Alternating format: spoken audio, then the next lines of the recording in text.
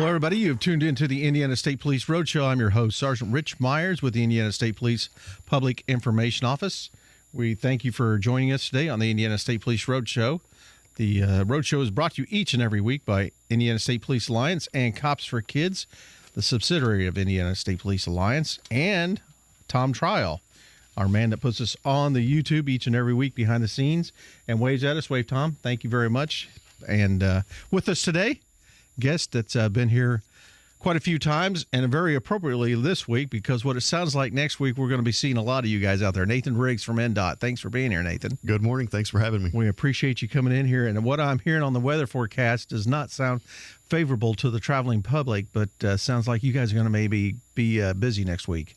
Yeah, most Indiana winters, we have a few snow events where the ground temperatures are still warm enough that it doesn't really affect traffic. Right. This year it's been relatively mild, and we haven't had much snow in this area. We had a little bit up north a couple days ago, but nothing really to speak of. And temperatures have been pretty mild, but it looks like that's going to nosedive coming in later this week into next week, and it looks like winter is going to be coming in and hitting us. Yeah, I was at a Purdue ball game Sunday, and while we were in there, you could look out Mackey Arena there and see the snowflakes coming down, about the size of $50 or so, and it reminded me of how much I hate snow, and then my daughter is going, great, snow, loving it, and they had a pretty good little dusting up there. It didn't stick to the road too much, but on the grassy areas. Well, if you're going sledding or making snowmen, snow's fun. Yeah. But if you're dealing with traffic and cars, not so much. And we always see that spike in crashes when we get that first snow of the season. And this year, because things have been so mild, I'm a little bit worried about people adjusting their driving behaviors to winter weather driving. And so we'll keep an eye on the forecast. We'll make sure that we get the resources in place to keep the roads as clean as possible. But every driver is responsible for not crashing. Exactly. They're responsible for their own driving. Let's talk a little bit about last year and where we're at as far as resources. Salt and sand, you good for that? Yeah, last year was really mild, so we had a lot of salt left over. That salt stays good. It's still in our barns. We also restock, so we've got about 250,000 tons of salt stockpiled ready for the season. That's more than we used all of last winter. Okay. So we're well prepared. We've got additional purchase orders if needed. Later in the season, if we're depleting that stockpile, we can get those refilled. So we're well prepared as far as material. We've inspected all of our trucks. We're training drivers, and really kind of just waiting on that snow to get here. Inevitably, it's going to come. Right. So, like I said, we're ready. We start preparing for the next winter after the last snow of the last season. As far as getting the trucks back up. When you're running 24/7, some of these trucks things break down, and so we want to get our trucks back up and ready for not only the summer maintenance season, but for the next winter. Well, let's talk a little bit about your truck fleet and what people are expecting to see out there. What kind of trucks are they going to see? Is there anything new that they should be watching for? And also, you might want to talk about how to react around these trucks, because they're heavy machinery, they're doing their job, and they need to be given room to do their job. So when we're talking about INDOT plows, we're talking about the yellow plow trucks. These are going to be on interstates, U.S. highways, and state roads. Cities, towns, counties have their own fleet and maintain their own routes. But you'll see our yellow plow trucks out on the highways, basically. We've got over 1,000 trucks statewide, so you're going to be seeing these trucks during a winter weather event. And you're going to be seeing what we call tow plows. We've had these around the state for maybe 5 or 6 years, but we're increasing the amount that we have. We're increasing the stock of, or the fleet of tow plows that we have. We'll have about 20 around the state this year. In previous years, I think we've had about a dozen, so we've almost doubled that number. And for people that have never encountered a tow plow, it's becoming more and more likely that they will. So we want to make sure that people know what they are, what to expect, and what to do. A tow plow is basically a normal plow truck, but it has a trailer behind it. So you're talking about a normal plow truck that they would see with the plow on the front? Right. Sometimes they have a belly plow also, but this is a regular plow truck, tandem axle, big dump truck with a plow on the front. Okay. We've got lights all over them to tell people, caution, stay back. That's what the yellow lights mean. But the tow plow has an extra piece of equipment that it tows behind the truck. And when it's deployed, it will actually, the whole trailer will move to the side into the adjacent lane, and this will plow and treat 2 lanes at the same time. Now, our drivers are trained not to do this. When a car is there, they do this safely, but we also need the motorists to be safe, and that's true around all plows, not just the tow plows, but especially the tow plows, because people might not have seen these before. Now, these tow plows, can they deploy either right or left from the truck? They can be set up to deploy either way. Most of ours are set up to deploy to the right. Okay. So that the truck will be on a 2-lane road, for instance. The truck will be in the passing lane, the left lane. And then when it's deployed, the trailer will move into the right lane and plow off to the right. Most of the time, our trucks are plowing to the right. On some roads and in some situations, perhaps if the wind is blowing the opposite direction, we might adjust that. But it's set up to deploy one way. Mechanics can change that around and configure it the opposite way, but most of the time these are going to be deployed to the right. Now, are these going to be deploying abrasives also? Because some of your salt trucks, or your plow trucks deploy salt or sand or something while they're plowing also. Are they capable of doing this also? Right. The tow plow has its own material box, basically. Like on a dump truck, the bed of the truck has the box and the conveyor. There you go, the distributor and conveyor. This has its own system, so it's run hydraulically from the truck. It spreads the material, and it also has its own plow. So it's essentially a separate truck, except you're not burning fuel. We're using one truck, one driver. A little more fuel because you're pulling a trailer, right? But in the long run, there are cost savings with using one truck to do 2 lanes. Well, obviously there have, because I remember when these first come out and you were trying them, they were trying in different spots around the state and it had just a few, and now you say you're up to 20?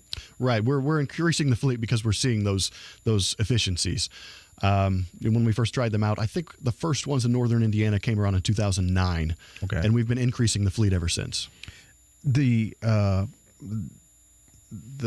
tow plows, when they're deployed, do they have to come to a stop? Can you be following them all of a sudden? They're gonna deploy. These can be deployed in motion, and because they're used on multi-lane highways, it really wouldn't be safe to stop, deploy it, and then roll on down the road. So this thing is going to be. A lot of our maintenance guys have called these the transformers. Okay. If you can envision what a transformer changing from a truck into a person, well, this thing moves while it's going down the road, and it may surprise some people who have never seen it before. But that's why we have these and all of our plows lit up with bright flashing lights so that people can stay back and just let our plow truck drivers do their job, and that is to clear the roads, to treat the roads, and to keep them as safe as possible so that the drivers around them can get where they need to go as safely as possible. Now, this is something new you say you're going to try on Central Indiana on 465. How many will you have out there this year? We've had these in Central Indiana. They've been limited to certain routes. Okay. We feel that we've had them around long enough that we're going to be moving them wherever needed, just like the rest of our plow trucks. Sometimes if we have 2 trucks on one route, but there's another route that needs more attention, we can move our resources around as needed. Same with these tow plow trucks. They will only be used on multi-lane roads. So those are your 2 lanes or more interstates and mostly U.S. highways. There are a few state roads that are multi-lane. But we will also have a couple of them running on I-465 this year, which has more than 2 lanes. Right. And we may be using these tow plows in tandem with other trucks. So even though we're using them with other trucks, there's still that savings there because there's one less truck. Yeah. But it's important for people to know that if those lanes are blocked by a plow truck or a tow plow, there's often not an opportunity to try to pass this. Right. Stay back. The conditions are always going to be better behind the plow truck than in front. And more than likely, you don't need to be driving faster than the plow truck anyway. Yeah, they're going to make the lanes safe for you so you can get to where you're going safely. Exactly.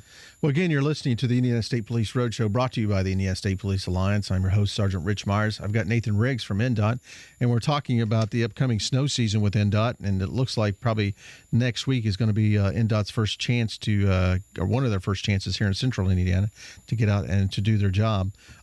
You brought in with you, Nathan, the Don't Crowd the Plow.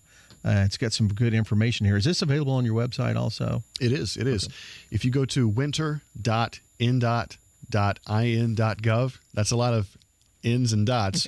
Again, it's winter.in.gov. There's lots of resources there for people to check out.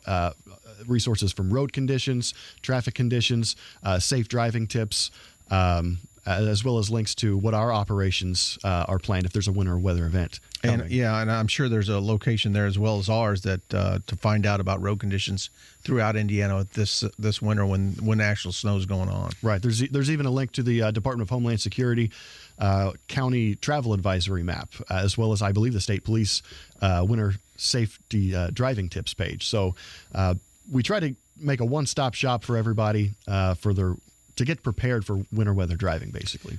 We were talking about the snow plows earlier, and there's something else that you guys do also that people may not be aware of. New drivers, we always want to go over this.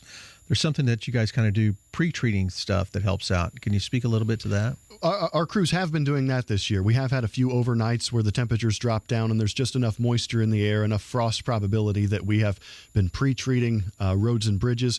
It's basically a saltwater brine that we spray on the roads, and you can often see the residue. It's a white residue. It's often in stripes because that's how it's sprayed down.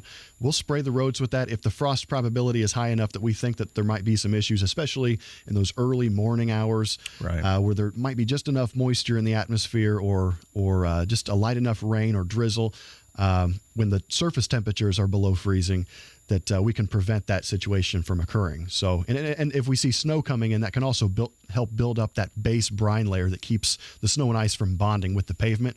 It keeps it safer for motorists, and it also helps clean things up faster after the winter storm moves on. And we all know, and we've been out there to work this, bridges and overpasses are the first ones, so that's what you guys hit first. Right. Those elevated areas, they don't. The ground retains some warmth from the sun, whereas bridges and elevated areas, when the air temperature drops, they help cool down those elevated areas. So they're the first ones to reach below freezing when those temperatures are dropping. Right. Oftentimes, the air temperature can go below freezing and the ground will stay warm. The road will stay warm, especially if we had a sunny day throughout the night. Which is great for us, but we have to pay a special attention to those elevated areas, the ramps, the bridges, the overpasses, and so should drivers. Just because we're out there pre-treating, it's not a silver bullet. It doesn't mean that everything's going to be safe. Sometimes things can still get slick, and so everybody should pay attention to the forecast, and when the temperatures are below freezing, just be extra careful and slow down on the ramps and bridges especially. Again, it goes back to you're responsible for your driving. Don't drive above road and weather conditions, and if you have any questions at all, make sure that you check your website and check our website and see what the road conditions are going to be in your area and how you're driving. But definitely, I'm sure you guys see it too, don't tailgate and slow down. That's our biggest concerns, and that's our biggest crashes is people driving too fast for conditions and driving too close.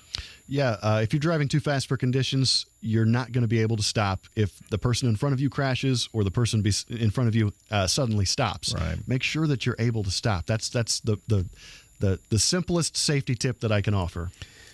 And one more thing we want to hit on. You guys put out a release earlier this week, and we got about a minute and 30 seconds left, but we kind of want to touch on this also is we've had, unfortunately, a couple of incidents here within the last week or so of pedestrians that's been struck and killed along our interstate highways, and we try and reiterate to stay away from that travel portion of the highway.